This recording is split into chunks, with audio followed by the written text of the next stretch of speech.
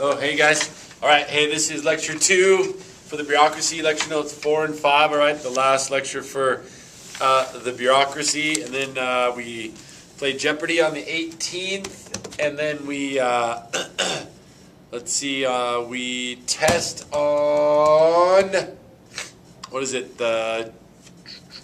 what is the day we test? We test on the 20th, right? Okay, yeah, the 20th.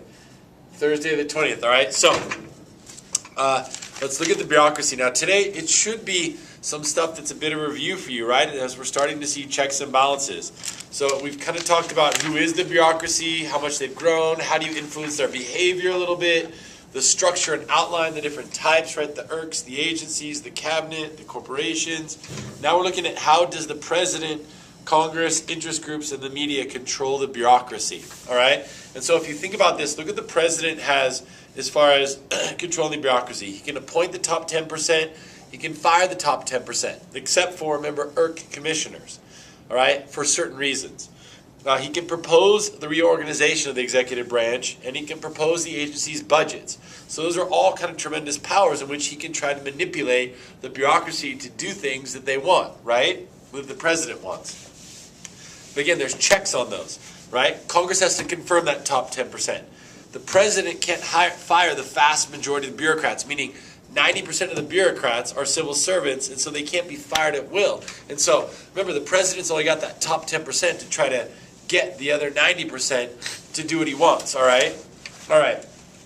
Now, the other thing is both reorganization and budgets have to go through Congress. So the president can say they want to reorganize a certain cabinet level agency or executive agency, but it has to be approved by Congress, all right? Just like a piece of legislation. The same with the budget for an agency, right? All right, now let's look at Congress, and this should be a little bit repetitive here, but Congress appropriates their funding, right, for every agency. So they have dramatic control over those agencies because they control their budget, all right? They also have oversight, right, incredible oversight powers. And again, the idea that they can subpoena them, they can swear employees under oath with the threat of perjury, right, like to go in front of court, is tremendous, all right? We also have the GAO, the Government General Accounting Office, right, which they basically watch every dollar that's spent to make sure it's being spent according to legislation, all right? So there's powers. They also are, the reorganization has to go through Congress, right? They can also suggest reorganization. They can appoint the confirmation appointments. Again, we're double dipping here now, right? And there's another thing called sunset laws. You know, you remember from Congress that a sunset law was a law that actually had a limited lifespan, you know, an expiration date, and then it had to be reauthorized.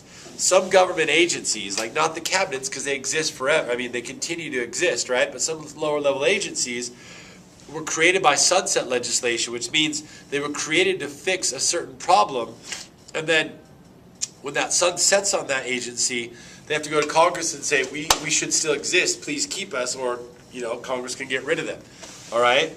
So, and I guess don't forget this too, that Congress has the power to write legislation that the bureaucrats are carrying out. You know, that's a tremendous power right there, that if they make it specific enough, they can guide the actions of the bureaucracy, all right? Okay.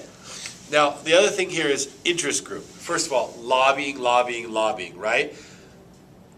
Interest groups will lobby the bureaucracy. Particularly, they will lobby the bureaucracy for when they write rules and regulations. Now, here's the thing, is you can't give a government agency, a bureaucratic agency, money, right? That's called bribery, all right? So as far as lobbying goes, you lobby these bureaucratic agencies, and you got to think of like an iron triangle.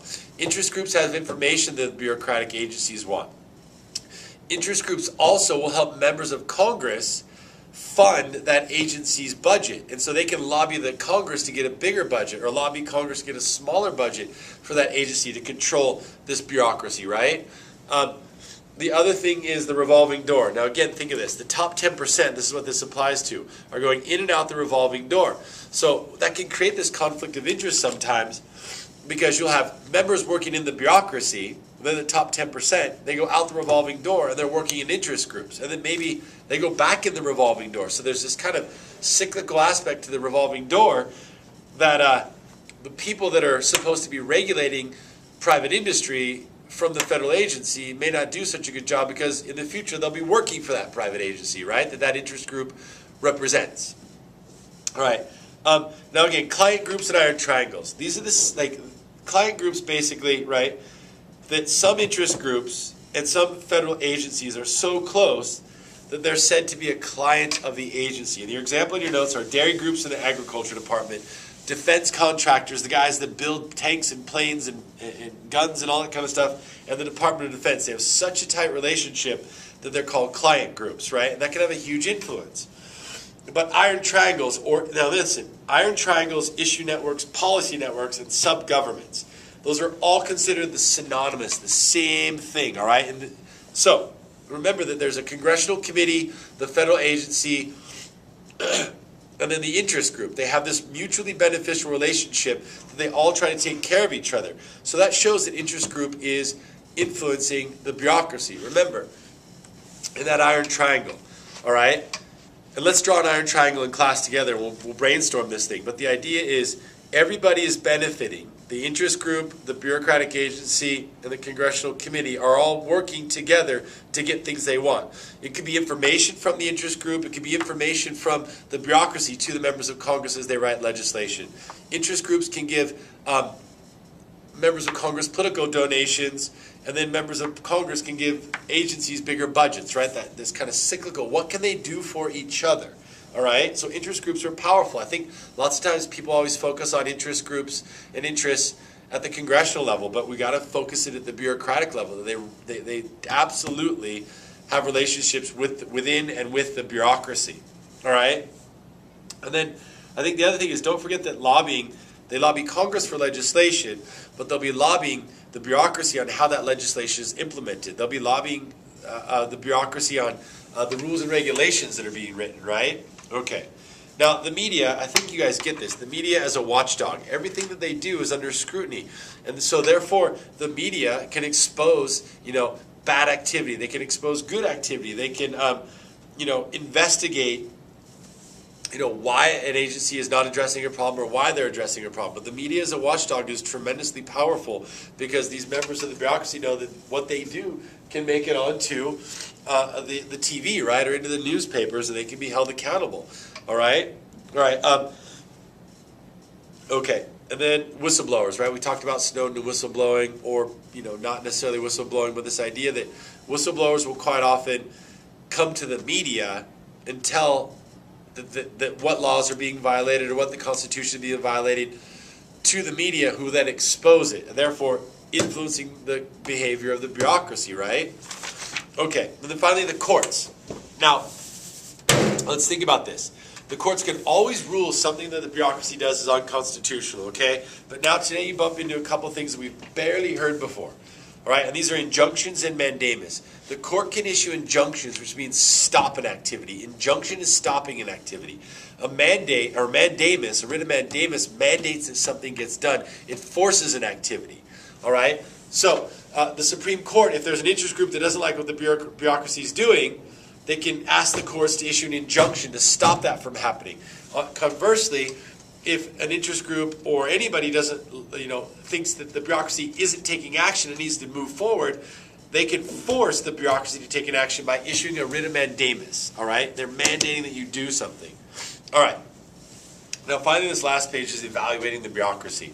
Generally, what you guys have to understand is when somebody talks about the bureaucracy, most people think negatively. They think that they're wasteful, it's too big, they're lazy, they can't be fired, right? There's too many rules and regulations. The idea that, if I want to go get access to, if I want to go do something like, say, cut a Christmas tree, right, then I've got to go to 5 different agencies to get permission and get permits to do that, right? That if I want to, like if you think about offshore oil drilling, there are just scores of regulations written by the Department of Energy, right, that say if you want to start an offshore oil drilling rig, you got to follow all these hoops. And what people will quite often say is there's so many rules and regulations that we can't do anything. Like it literally is cost too much, it takes too long, and we can't get anything done. All right? So, but look at this. The general attitude is negative. waste, inefficiency, bureaucrats are underworked and overpaid, too much red tape. Hey, and again, red tape and regulations are the same thing, all right? But generally, it's funny, is specifically when people have to interact with the bureaucracy, they generally are like, wow, that was pretty positive. Now, this is for the most part. It doesn't mean somebody doesn't have negative experience with the bureaucracy, all right? Okay, now, another thing is, some people believe they're lazy and ineffective, but at the same time, they're too powerful. Well, which one is it, right? You know, it's all their fault. It's incredible. They're incredibly powerful, yet somebody else will be critiquing that they're lazy, right? And then the other thing is a scapegoat, right? That politicians quite often use the bureaucracy as a scapegoat. We wrote legislation that was good. It was the bureaucrats that didn't implement it correctly, right? All right, and so one of the things in the bureaucracy, as you'll find, is quite often people end up trying to cover their rear ends, you know, because they know they can be called in front of Congress to testify, and they can be the scapegoat. All right, now really quickly, excessive red tape. There's too many limits, what we just talked about. Agency conflicts, where you have the Department of Agriculture giving subsidies for farmers to grow tobacco, but at the same time we have the Surgeon General saying tobacco is going to kill you, right? Conflicts, all right? You also have agency duplication, where you have like the DEA, the FBI, the alcohol, tobacco, and firearms. You have local police. You know, all these people dealing with the drug enforcement. Numerous agencies conflicting, right? Duplication, excessive waste, all right? Excessive growth, like it's too big. Although it's generally been pretty stable since the 50s, and a lot of it's gone back to the states. That's another thing. The bureaucracy, very few of them actually are in D.C., all right? The vast majority of bureaucrats work out in the states for the federal government, all right? Okay, now rules and regulations have gotten bigger, all right? Now there's another thing, is there's no incentive system for bureaucrats to do something good or be more efficient, because they don't get paid more if they do a good job. They get paid the same. And so they talk about, you know, they don't get promoted too quickly because it takes a long time to get promoted. So there's no real, you know, cost-benefit analysis or incentive for you to do better, because you're going to come up with some great idea. You're not going to get that much of a reward. And so people think you should change that. All right? And then the other idea is that because the 90% of the bureaucrats basically stay there for 30-year careers, they're a permanent government, and therefore they don't respond to the American public when they want them to change or they want them to do something. All right? Okay. And then finally, in defense of the bureaucracy. All right? This gets a little bit confusing, but here's the idea. I think H is the big deal. The public is inconsistent. We demand that the government gets things done, but at the same time when government grows, we get angry.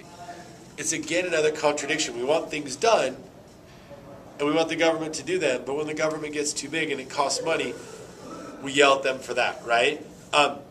Okay, so I think that's it, you guys. So good luck with that. I'll see you tomorrow.